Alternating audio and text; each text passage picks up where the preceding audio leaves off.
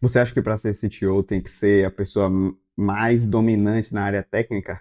Não necessariamente. Pelo menos não aqui no Brasil. Existem alguns arquétipos de tipo de CTO. No mundo tem um livro muito bom que fala sobre isso, que é da Camille Fournier, que chama The Manager's Path. Ela foi CTO numa companhia canadense. Se não me engano, era Rent Runway, o nome da companhia. E lá ela mostra alguns arquétipos possíveis do que pode vir a ser um ou uma CTO. E um dos arquétipos é a pessoa que é extremamente boa tecnicamente, mas aqui no Brasil a gente não vê muito esse lance, porque nos Estados Unidos tem uma coisa de você juntar VP de engenharia e CTO. E só organizações muito grandes conseguem ter esse nível de estrutura para poder conseguir bancar o custo de dois profissionais desse nível, né? Então aqui no Brasil, normalmente, um CTO, a CTO executivo de tecnologia, ele tem que dominar muitas outras coisas além da parte técnica e não adianta ser a melhor pessoa técnica da companhia, né? Então, uma das habilidades que eu acho que são importantíssimas para quem quer ser executivo de tecnologia ou entender executivos de tecnologia, conversar com executivos de tecnologia, mas principalmente o executivo de tecnologia ou a executiva, né? É entender do negócio. E essa é uma falha incrivelmente comum, não deveria ser, muitas pessoas da área não sabem ler um ADRE, não entendem o que é um PNL, né? Elas não conseguem saber a diferença de caixa e competência. Então, isso faz diferença no seu negócio? Tipo, você recebe o dinheiro antes para depois prestar um serviço? Ou você presta um serviço e depois recebe o dinheiro, né? Tipo, tem maneiras diferentes. E isso, se você recebe diferido, você recebe mês a mês, você recebe de vez. Isso faz alguma diferença no seu fluxo de aquisição de clientes? Você vai receber esse dinheiro antes para poder adquirir clientes e você fazer a máquina de crescimento da companhia, enfim. É importante entender tanto a estrutura de custo da companhia, da onde vem o dinheiro, quais são os produtos que geram mais margem, coisas do tipo, como entender também o regime desse fluxo de caixa, né? E isso se conecta com uma visão muito financeira da companhia, que é muito importante ter. E além dessa visão financeira, você tem que entender, beleza, esse dinheiro vai ser usado como no plano de curto, médio e longo prazo da companhia. O que, que a companhia está imaginando, como que ela está pensando que vai usar esse capital, né? E muitas vezes isso é uma coisa difícil para pessoas que são da área de tecnologia, porque não tem vivência, não tem costume, não tem o trato financeiro, né? E tem que falar com as pessoas, conversar com as pessoas do time, entender, pessoal, me dá uma ajuda aqui, onde que eu deveria estar pesquisando, o que que eu deveria estar entendendo melhor de elementos financeiros da companhia, porque a companhia, toda empresa, né, é uma entidade aqui no meio que entra dinheiro e tem que sair dinheiro do outro lado, né? E, claro, ela é responsável por entregar uma proposta de valor aqui no meio. Tem que ter uma proposta de valor que seja entregue com uma boa qualidade, né? E ela tem que também ter um bom modelo de negócio para conseguir transformar dinheiro de um lado em dinheiro do outro lado. E se você não entende essa dinâmica do dinheiro, uma falha, isso vai atrapalhar você ser um executivo, conseguir falar com membro de conselho, conseguir falar com o CEO de maneira organizada, conseguir comunicar as mensagens de tecnologia e mostrar a estratégia de tecnologia de um modo que se conecte com a empresa. Além disso, é muito importante conseguir navegar em ambiguidade, né? Então, pelo menos pessoas que vieram do background mais de exatas e o pessoal que está acostumado a programar, é, e vai vir grande parte, né, dos CTOs, inclusive eu acredito que tem que ter essa vivência técnica, está acostumado com, sei lá, TDD, Test Driven Development, que você escreve o teste primeiro, depois você escreve o método, a função, a classe, o que quer que seja, você vai testar, e na hora você já sabe se deu certo ou deu errado, né? Em questão de segundos. Depende do pipeline, da build, quanto tempo vai demorar essa build, mas normalmente você vai saber de maneira quase que instantânea se deu certo ou não, na maioria das aplicações de internet, né? E à medida do tempo que você vai ficando mais sênior, atacando projetos mais complexos, vai crescendo na carreira como executivo, você tem que entender que você vai ter dados imprecisos, você não vai ter um feedback loop tão rápido e você não vai ter respostas tão binárias quanto tá dando certo ou tá dando errado. Então você vai começar a trabalhar com estimativas, com apetite de risco e ter esses dados imprecisos para poder tomar decisões. Além disso, com o feedback loop, você vai tomar decisões que, com dados imprecisos, vai demorar para você saber se está dando certo ou não. Você vai ter que criar mecanismos para monitorar a chance de certeza, trabalhar nesse ambiente de risco. E você vai ter que se acostumar a tomar decisões com pouca informação.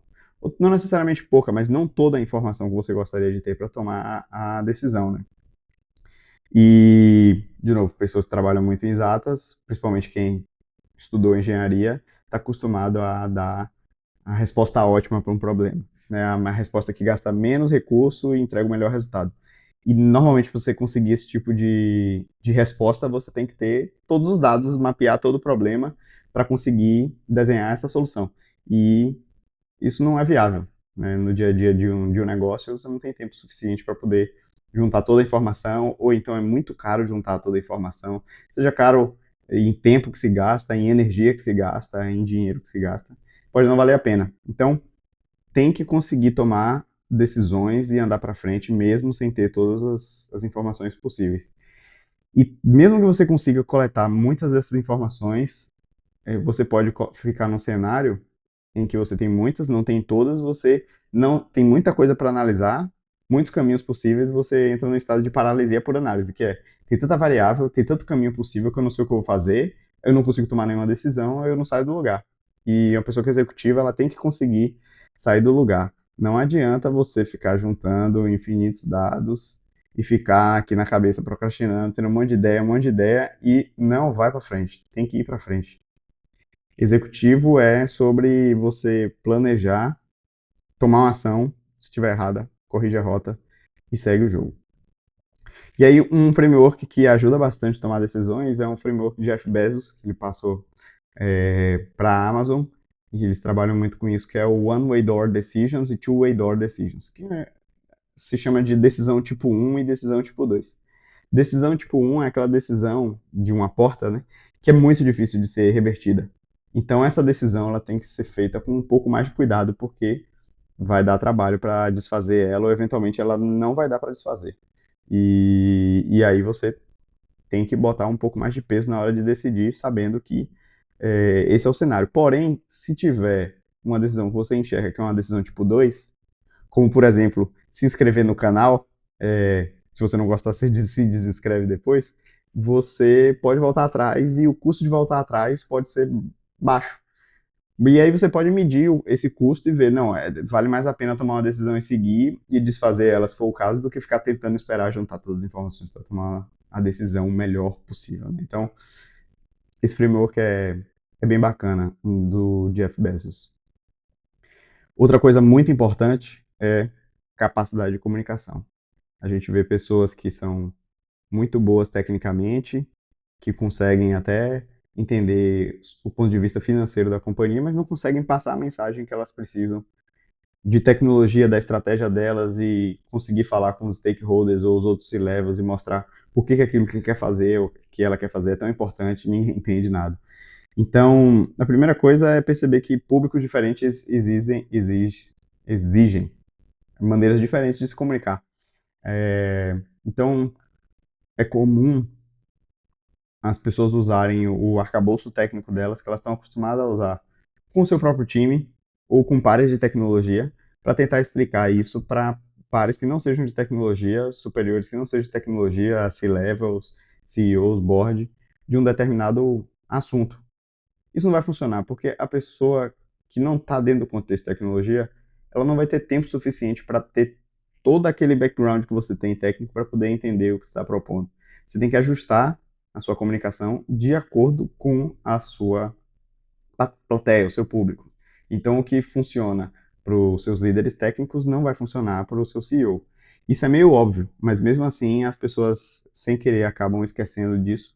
E na hora de comunicar, se comunica como se estivesse comunicando com uma pessoa que entende tecnicamente o que está acontecendo ali. Ela tenta entrar em detalhes. E aí é comum também quando o interlocutor não entende, né? Digamos, você está conversando com o CEO, quer mostrar por que a estratégia de tecnologia é muito importante, ou quer mostrar a importância de um projeto forte, de infraestrutura, por exemplo, e aí o CEO não entende, não quer investir naquilo, você entra em mais detalhe ainda. Então você pega um negócio que já é técnico detalhado e você começa a detalhar mais ainda, objetivo por objetivo, e que vai melhorar um elemento X do Kubernetes, ou vai melhorar a VPN, não sei o que lá. E aí a pessoa que já não estava entendendo nada, entende nada ao quadrado. Você perde completamente a audiência, né? E gera uma frustração do seu lado, e gera uma frustração do CEO, fica, cara, por que você está me explicando isso? Eu não entendo nada, não adianta, né? Então, não caia no erro de detalhar mais e mais, achando que dando detalhe. Porque como que pode funcionar na nossa cabeça, né? Pô, se eu der mais detalhe, vai ficar mais claro para a pessoa. Não tem como ela não entender, mas na verdade não é assim que funciona, fica mais confuso, né? E o que eu acho que é importante para fazer funcionar é juntar dados com storytelling. Então você tem que juntar as evidências factuais, os dados, com uma comunicação, uma mensagem que transmita uma história que faça sentido para aquele seu público. Então não é basicamente montar uma matriz e botar pesos e tomar uma decisão. Muitas vezes o processo de chegar na melhor decisão faz parte caminha por um processo de convencimento, e esse convencimento pode ser feito através de uma história que explique onde você quer chegar, né? Então, eu acho que esse elemento de storytelling, junto com os dados, é muito importante na comunicação. E por que eu estou falando isso, né? Eu tenho mais um set aqui de habilidade que eu acho interessante, mas quem sou eu, né, para estar falando isso? Eu sou Rafael de Oliveira, eu sou é, empreendedor serial. Tive uma primeira empresa bootstrap, depois, hoje, minha empresa é uma empresa venture-backed, a gente já levantou mais de 50 milhões de dólares em capital para criar a primeira seguradora digital do Brasil, uma seguradora que já pensa AI desde o início, e, e a gente tem trabalhado. Eu fiz o crescimento da companhia, levei o time de tecnologia de 0 pessoas, eu sendo o principal programador, até 100 pessoas, depois a gente ajustou o time, mas esse processo de desenvolvimento de uma pessoa que era contribuidor individual até virar CTO de uma organização de 100 pessoas me ajudou a desenvolver algumas dessas habilidades que eu tô trazendo aqui. E aí, por final, que não é o menos importante, é se manter técnico. Eu, particularmente, não acredito em executivos de tecnologia que não são técnicos e que não se mantenham técnicos. Ah, Rafael, então significa que eu tenho que programar no dia a dia da companhia. Não, não é isso. Você pode programar se você quiser, se você conseguir ter tempo. Não, não tem problema também, contanto que você consiga encaixar, mas você não pode ser gargalo do processo de desenvolvimento de software da companhia. A companhia não pode ficar esperando alguma coisa que está parada em você, e você tem 70 milhões outras milhões coisas outras para fazer. Então, o que é se manter técnico? É ajudar a entender para onde a companhia está indo, é guiar a visão do time de tecnologia e as suas estratégias para poder entregar tecnologia. O que são estratégias? Estratégias são um conjunto de decisões que você costuma tomar que levam a sua organização para um determinado caminho, né? Então, um exemplo simples aqui é uma estratégia para falar quais são as linguagens que a gente usa na companhia. Linguagem A é linguagem B, ou só linguagem A, ou linguagem A, B, C, D, ou a linguagem que quiser, por causa disso, disso, disso e disso. E pronto, você define essa estratégia e fica mais fácil para as pessoas dentro da organização tomarem decisões. Autenticação, por exemplo, como que a gente faz autenticação? É com OAuth, é com JWT, é passando header, especifica isso independente do como que cria um serviço novo, enfim, detalhes. É importante você ajudar a definir o que é essa visão, essa estratégia de tecnologia. Também fazer parte da visão de produto da companhia, ajudar a entender para onde que a tecnologia está mirando e como que é o processo de transformar uma oportunidade em software e depois em entrega de proposta de valor. Então, entender o ciclo de desenvolvimento de software da companhia é muito importante. Você saber quais são essas etapas, como que essas coisas funcionam, quanto tempo demora e se está sendo produtivo ou não. Tem pessoas que focam muito nisso aqui, e tem pessoas que não focam nada nisso aqui. Eu acho que tem que fazer um equilíbrio, um bom balanço. Além de entender, pô, bom balanço, bom balanço foi boa. Além de entender os elementos de infraestrutura e segurança da empresa, são muito importantes, e você tem que estar por dentro desses assuntos que podem representar riscos que extinguem a companhia. Um risco de infraestrutura, um risco de segurança podem ser danosos ao extremo na companhia, né? Por exemplo, um ransomware que criptografa todos os seus dados, você tem que pagar em criptomoeda, coisa do tipo. Conheço empresas que já passaram por isso. E, além disso, junto com essa questão de guiar a visão do time, eu acho muito importante entender as principais decisões arquiteturais, né? E aí você pode juntar junto com o seu time e decidir quais são as decisões que você gostaria de participar. Quais são os elementos, as coisas que podem mudar na arquitetura que você fala, pô, pessoal, eu quero estar por dentro desse assunto aí, eu quero saber o que a gente está pensando sobre esse tema para a gente poder tomar a melhor decisão possível. Eu não acho que você tem que participar de todas as decisões, eu não acho que você tem que revisar todos os documentos, não é isso, mas eu também acho que não vale a pena deixar totalmente largado, totalmente delegado. Você pode ter sua equipe que faz isso, ajuda você a entender, mas eu acho que você tem que guiar de maneira macro, e aí cada estágio, em cada companhia, em cada momento, vai ter níveis de decisões diferentes que você deve participar. Mas mesmo assim, eu acho que as mais importantes, dado o estágio da sua companhia, você deveria estar de olho. Então, esses são os 4 grandes elementos que eu acho que é importante que um executivo ou uma executiva de tecnologia fique de olho. É, Infelizmente, eles são erros que as pessoas cometem que são mais comuns do que deveriam ser. E ainda bem, né, que é fácil da gente corrigir isso aí. Só tem energia, vontade, que eu acho que dá para desenvolver todas essas habilidades.